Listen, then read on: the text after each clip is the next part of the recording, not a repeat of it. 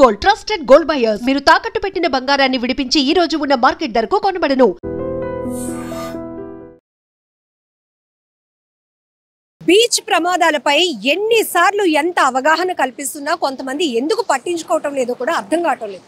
ఎందుకు ఇంత ఆవేదనగా మాట్లాడుతున్నామంటే మొన్న కుక్కల దాడిలో భయపడి ఒక 7 ఏళ్ల బాలుడు ఆ ఫ్యామిలీ వెడ్డింగ్ యానివర్సరీ అని హ్యాపీగా ఎంజాయ్ చేసి వద్దామని చెప్పి ముందు బీచ్కి వచ్చారు.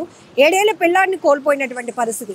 ఆ తర్వాత రీసెంట్గా హైదరాబాద్కు చెందిన ఒక ఫ్యామిలీ వైజాగ్లో ఒక వెడ్డింగ్కి అటెండ్ అవ్వడానికి వచ్చారు. రిటర్న్ అయిపోతున్నాం, బీచ్ చూడకుండా వెళ్తే ఎలా అనుకుని ప్లాన్ చేసుకున్నారు. కానీ అందులో ఒక 45 ఇయర్స్ ఆమె అలల ధాటికి చిక్కుకొని అందులో చనిపోయింది. ఆమెను కాపాడడానికి వెళ్ళినటువంటి యువకుడి ఆచూకీ ఇప్పటికీ లభించలేదు. ఇవి ఇలా జరుగుతూనే ఉన్నాయి. ఎప్పటికప్పుడు ఈ బీట్లో వర్క్ చేస్తున్నటువంటి పోలీసులు కూడా అవగాహన కల్పిస్తున్నారు. మీడియాలో కూడా ఈ ఘోరాలు చూస్తూనే ఉన్నారు. ఇప్పుడు లేటెస్ట్గా 3 అబ్బాయిలు ఇలా ఈ అలల ధాటికి తట్టుకోలేక వాళ్ళు కొట్టుకుపోతూ ఉంటే ప్రాణాలకు తెగించి కాపాడేవారు లేకపోతే వాళ్ళ పరిస్థితి ఏంటి, వాళ్ళ కుటుంబాల పరిస్థితి ఏంటి, ఎంత నష్టం జరుగుతుంది. అయినప్పటికీ కూడా ఎందుకు మరి ఇది సీరియస్గా ఎవరు తీసుకోవటం లేదు అర్థం కావటం లేదు. ఈ 3 పిల్లల్ని కూడా ప్రాణాలకు తెగించి కాపాడినటువంటి పరిస్థితి ఉండటం వల్ల ప్రాణాలతో బయటపడ్డారు. లేకపోతే ఎంత ఘోరమైన నష్టాలు జరుగుతున్నాయి. సో ఇప్పటికీ కూడా బీచ్ అనేటప్పటికీ మీరు చూస్తున్నంత ఆహ్లాదంగా లోపల ఉండదు. అలల ధాటికి అలానే ఆ లోపల ఉన్నటువంటి రిప్ పవర్కి మనం ఎవరం తట్టుకోలేము. ఎటువైపు ఎలా సీ డైరెక్షన్ ఎప్పుడు ఉంటుందో మనకి తెలీదు. కాబట్టి ఆహ్లాదంగా ఎంజాయ్ చేయడానికి వచ్చే వాళ్ళు తీరంలో ఉండి చూసి వెళ్తే పర్వాలేదు. కానీ సరదాగా ఈత కొట్టాలి, సరదాగా స్నానం చేయాలి అంటే మాత్రం అందులో ప్రాణాలు పోయే పరిస్థితులు కూడా ఉంటాయి. సో సార్ మనం ఎప్పటికప్పుడు అలా అవేర్నెస్ ఇస్తూనే ఉన్నాం. ఏం జరిగింది సార్? మొన్న 3 పిల్లలు ఆ వీడియోలు చూస్తూ వాళ్ళు కొట్టుకుపోతూ కాపాడండి అంటూ కేకలు పెడుతున్న మాటలు ఇంకా మనకి చెవుల్లో వినపడుతూనే ఉన్నాయి. అంటే ఏం లేదమ్మా, ఈ ఆర్కే బీచ్, పాండురంగపురం అన్నవి ఈ పబ్లిక్ హాలిడేస్ లేదంటే ఈ సండేస్లో ఎక్కువ విజిటర్స్ రావడం, అది కూడా ల్యాండ్ మార్క్ ఆర్కే బీచ్ దగ్గర బస్సులు దిగి కార్ పార్కింగ్ చేసుకొని ఎక్కువ మంది విజిట్ చేసేది ఆర్కే బీచ్ అయిపోయింది. అయితే ఇక్కడ కనీస జాగ్రత్తలు ఎందుకు తీసుకెళ్ళిపోతున్నారంటే వాళ్ళకి అవగాహన ఉంటుంది. ఏదో సముద్రంలో అన్న తర్వాత ఏదో నదిలో ఈత కొట్టినట్టుగా లేదంటే వేరే చోట నూతిలో ఈత కొట్టినట్టుగా స్టేబుల్గా ఉంటుందేమో, ఏం జరగదులే, అది భూమి తగులుతుంది, ఆ డెప్త్ అనేది ఎస్టిమేట్ చేయలేక చాలామంది ట్రాప్లో పడిపోతున్నారు. ఈ సముద్రంకి వచ్చేసరికి అక్కడ కరెంట్, మన భాషలో చెప్పుకుంటే కరెంట్, దాన్ని రిప్ అంటారు. ఆ రిప్లో అది ఆటోమేటిక్గా 4 అవర్స్ లో టైడ్, 4 అవర్స్ హై టైడ్ అంటారు అనమాట. అదొక భాష సముద్రంలో. 4 అవర్స్ ముందుకు వస్తుంది సముద్రం, ఇంకో 4 అవర్స్ బ్యాక్ వెళ్తుంది. 4 అవర్స్ ఫోర్స్ అది భూమి కక్షల ఆధారంగా అది ఏర్పడుతుంది. ఈ విధంగా ఏర్పడినప్పుడు కరెంట్ అనేది కూడా ఆటోమేటిక్గా ఏర్పడుతుంది. ఆ కరెంటు ఎప్పుడు ఏర్పడింది అనేది సముద్రంలో నిత్యం ఏర్పడుతుంటుంది. అందులో కనుక ఒకసారి వెళ్తే ఆ గావరాలు వచ్చి ఆ గావరాలు ఎదురడానికి ప్రయత్నించి అలసిపోతారు మనిషి. ఈ అలసిపోయినప్పుడు ఆ కరెంట్ ఎంతసేపు ఉంటుంది? 1 మినిట్ ఉంటుంది. 1 మినిట్ తర్వాత సుడి అనేది వదిలేస్తుంది.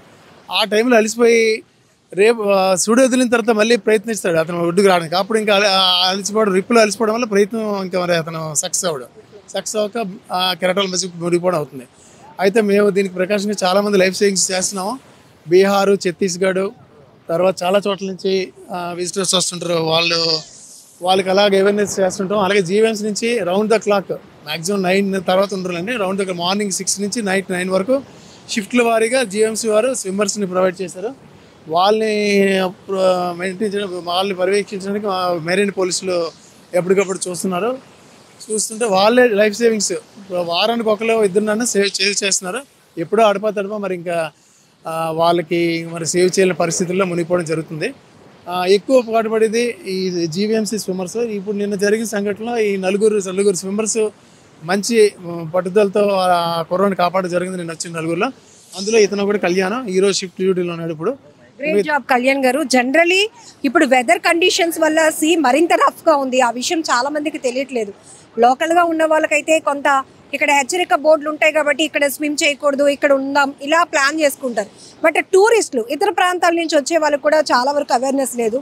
ఇప్పుడు మొన్న 3 పిల్లలు కొట్టుకుపోతున్న వాళ్ళు మన వైజాగ్ వాళ్ళే, కొబ్బరి తోట ప్రాంతానికి చెందిన వాళ్ళు. ఏం జరిగింది ఆ రోజు? నమస్కారం అండి, మేము జీవీఎంసీ పరిధిలో వర్క్ చేస్తున్నాం, life guards, beach life guards. And ఏంటంటే నిన్న 3 స్నానానికి అనేసి వచ్చారు. యాక్చువల్లీ అంటే బీచ్ ప్రవాహం ఎవరికి జనాలకి ఇంచుమించు తెలీదు. మేము చెప్తున్నా సరే లోపలికి ఇంకా కొద్దిగా వెళ్తారనమాట. ఇంకా మేము ఏం చేయలేని పరిస్థితుల్లో మేము కూడా రిస్క్ చేయవలసి వస్తుంది. అదేవిధంగా నిన్న జరిగిన విషయంలో కూడా ముగ్గురు వెళ్ళిపోయారు. ముగ్గురు వెళ్తుండగా ఇద్దరేమో బయటకు వస్తారు, వెంటనే కెరటానికి ఇద్దరు లాక్కి వస్తారు మన లైఫ్ గార్డ్. అదేవిధంగా ఒక అబ్బాయి లోపలికి వెళ్తుండగా రిప్ కరెంట్లో పడిపోయాడు. ఆ రిప్ కరెంట్ అనేది చాలా డేంజర్. అది చాలా మందికి చెప్పినా సరే అర్థం చేసుకోరు అనమాట. అదేవిధంగా మేము కూడా తెగించి లోపలికి సేఫ్టీ లేకుండా ఆ ఒక్క రింగితో మొత్తం అందరం కలిసి వెళ్ళి తీసుకురావడం అనేది జరిగింది. మా లైఫ్ గార్డులు మొత్తం నలుగురం కలిసి. జనరల్గా మీరు ఎంత ట్రైన్డ్ అయినా రిప్ పవర్కి మీరు కూడా భయపడే పరిస్థితి ఉంటుంది, ఎందుకంటే ఆ ఫోర్స్కి మీరు కూడా తట్టుకోలేరు. అలాంటిది ఎవరో ప్రాణాపాయ స్థితిలో ఉంటే వాళ్ళని రక్షించడం వితౌట్ ఎనీ ఎక్విప్మెంట్, ఆ సమయంలో అవన్నీ పట్టుకొని వెళ్ళాలి అంటే వాళ్ళు ఇంకొంత దూరం వెళ్ళిపోయే ప్రమాదం ఉంది. సో ఏం చెప్తారు అసలు మీకు? యాక్చువల్లీ మేము కూడా వెళ్ళేటప్పుడు ఒక రాయి దగ్గర నించేటప్పుడు ఒక 10 నిమిషాలు అనేది మేము కూడా జడిసాం అలల కొద్దీ.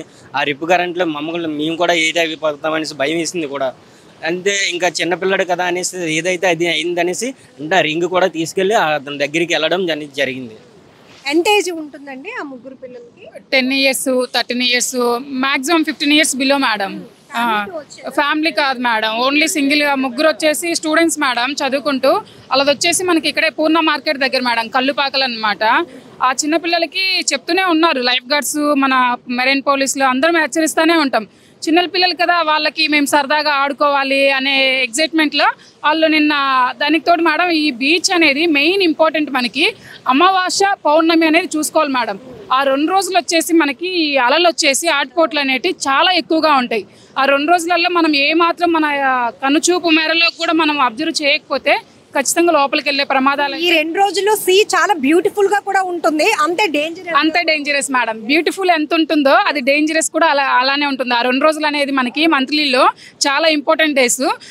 అదేవిధంగా మనకి జీవీఎంసీ లైఫ్ గార్డ్స్ అనేది, మన మెరైన్ పోలీసులు, మన 3 టౌన్ పోలీసులు వాళ్ళు కూడా ఉంటారు బీచ్లో. ఎప్పటికప్పుడు మనమైతే కనుక అనౌన్స్మెంట్ చేస్తూ సందర్శకులు లోపలికి వెళ్లకుండా వాళ్ళకి ఏమైనా జరగకుండా అనేది చూసుకుంటూ ఉంటాం మేడం ఇక్కడ. నిన్న అనేది మొత్తానికి అయితే కనుక ఆ బాబు బతకడానికి దేవుడు గాడ్ మేడం నిజంగా.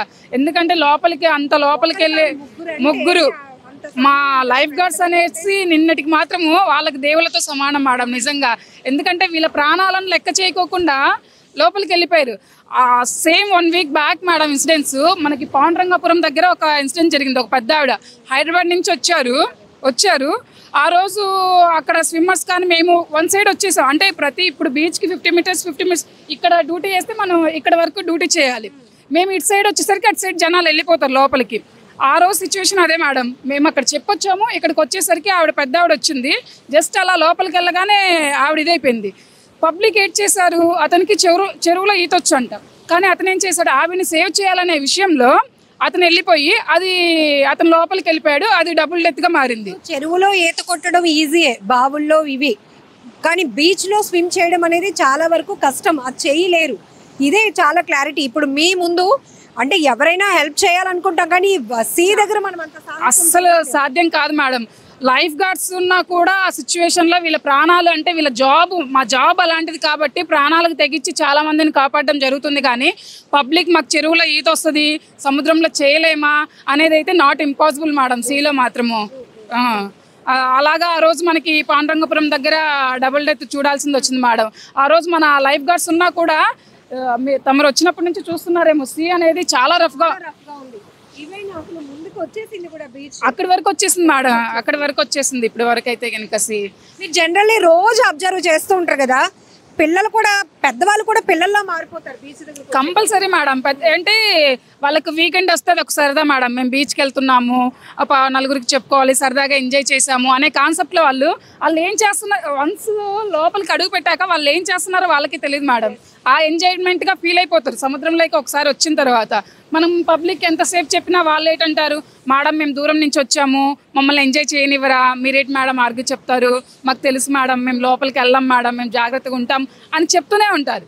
కానీ నీళ్ళలో సరదాగా ఏమవుతుందంటే ఇక్కడ ఉన్న కాసేపు ఇంకొంచెం లోపలికి వెళ్తే బాగుంటుంది, ఇంకొక స్టెప్ వేద్దాం లోపలికి, ఇంకా బాగుంది. ఇంకా ఆ అలల తాకిడికి ఏమైందంటే మనుషులు ఫ్లోటింగ్ అనేది ఎక్కువ వచ్చినప్పుడు వాళ్ళు సరదాగా లెగుస్తూ ఉంటారు కదా మేడం, ఆ ఫీలింగ్ కోసం వాళ్ళు లోపలికి వెళ్దామనే ఫీలింగే ఉంటుంది. ఆ సిచ్యువేషన్లో కనుక జాగ్రత్తలు పాటించకపోతే కనుక మాకు లైఫ్ గార్డ్స్కి అందరికీ చాలా ఇబ్బంది అవుతున్నాయి మేడం ఇక్కడ. సో ఇదండి మనం ఎప్పటికప్పుడు ఇస్తున్నటువంటి ఇన్ఫర్మేషన్లో అమావాస్య పౌర్ణమికి బీచ్ ఆటుపోట్లు చాలా ఎక్కువగా ఉంటాయి. సో ఇప్పుడు డ్యూ టు వెదర్ కండిషన్స్ కూడా మనకి ఎప్పటికప్పుడు వాతావరణ శాఖ హెచ్చరిస్తూనే ఉంది.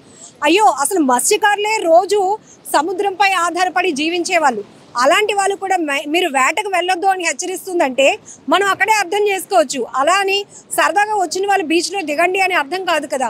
ఎప్పటికప్పుడు ఎందుకంటే ఇంత ఆవేదనగా చెప్తున్నాం. విశాఖ అనేది అందరూ కూడా tourist place, the best place అంటే ముందు బీచ్. ఎన్నిసార్లు చూసినా బోర్ కొట్టలేంది, ఎన్నిసార్లు వెళ్ళినా ఇంకా ఇంట్రెస్ట్ వచ్చేది బీచ్ ప్లేస్. ఇలాంటి చోట ప్రమాదాలు జరుగుతూ ఉంటే చెప్పడానికి, చూడటానికి, వాళ్ళు కాపాడడానికి వెళ్ళి ఒక్కొక్కసారి ప్రాణాలతో వాళ్ళని ఒడ్డుకి తీసుకురాలేనటువంటి పరిస్థితిలో ఉన్న మా అందరి ఆవేదన ఇదే. సో ఆహ్లాదకరమైనటువంటి బీచ్ ప్రాంతాన్ని అంతే ఆహ్లాదంగా ఎంజాయ్ చేద్దాం, విషాదాలు జరగటానికి ఎలాంటి తావు లేకుండా చేద్దామనే కాన్సెప్ట్తోనే ఇంత ఆవేదనగా మీ అందరికీ కూడా ఇన్ఫర్మేషన్ షేర్ చేయడం జరుగుతుంది. Thank you so much. And for more videos, please subscribe to iDream. Please subscribe to iDream. Please subscribe iDream. And please subscribe to iDream. For more videos, subscribe to iDream. please like, share and subscribe to the channel. Congratulations, iDream. Subscribe to iDream. Subscribe to iDream. So subscribe to iDream Media. iDream ki iDream team andarki huge congratulations. Please subscribe iDream Media. Please subscribe to iDream. Subscribe iDream. Please subscribe to iDream. iDream అంటే నా కళల channel subscribe చేసుకున్న నోరు తిరుగుతలేదు, మీరైతే గంట గుర్తు కొట్టండి. For more such videos, please subscribe to iDream. Subscribe to iDream. Please subscribe to iDream. Please subscribe iDream Media. Please do subscribe to iDream. Please subscribe to iDream Media. For best entertainment and information, please subscribe iDream. And don't forget to subscribe to iDream.